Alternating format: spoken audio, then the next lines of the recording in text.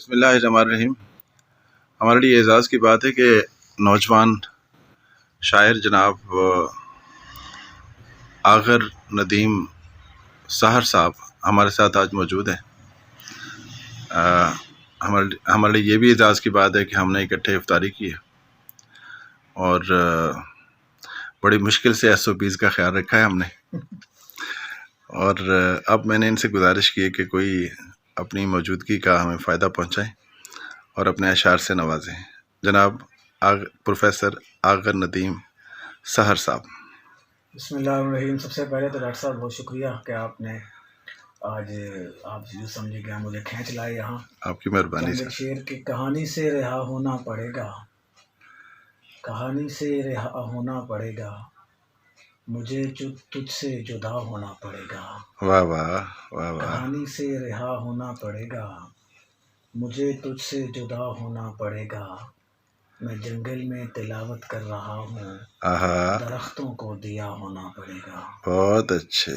میں جنگل میں تلاوت کر رہا ہوں، درختوں کو دیا ہونا پڑے گا، شناسائی اذیت بن گئی ہے، آہا، شناسائی اذیت بن گئی ہے، ہمیں ناآشنا ہونا پڑے گا۔ ارے واہ واہ واہ واہ۔ شناسائی اذیت بن گئی ہے۔ اسی طرح ایک اور شعر الگ سے شعر ہے کہ تجھ کو آزاد کر دیا میں نے، واہ واہ تجھ کو آزاد کر دیا میں نے، جا تیرے خواب سے نکل آیا، واہ۔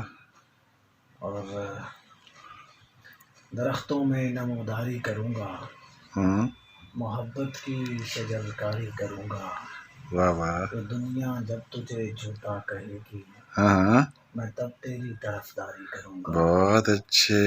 یہ دنیا جب تجھے جھوٹا کہے گی، آہا، میں تب تیری طرفداری کروں گا، تیری ان شبنمی آنکھوں کے نم پر کسی دن میں غزل کاری کروں گا۔ بہت اچھے بہت آخر میں اچھے۔ 2-3 اور شعر کہ اس اذیت میں گزاری ہے جوانی میرے دوست، تجھ کو معلوم نہیں غم کے معنی میرے دوست، بہت اچھے، پھر پڑھیے۔ اس اذیت میں گزاری ہے جوانی میرے دوست، واہ واہ واہ۔ تجھ کو معلوم نہیں غم کے معنی میرے دوست، مل بھی سکتا ہے چراغوں کو بجھانے کا جواز، مر بھی سکتی ہے محبت کی کہانی میرے دوست۔ بہت اچھے بہت اچھے، کیا کہنے کیا کہنے۔ بہت شکریہ بہت شکریہ جناب آغر صاحب، جیتے رہو اس طرح سے، پیارے پیارے کالم لکھتے رہو اور عوام کو آگاہی دیتے رہو، شاداب رہیں۔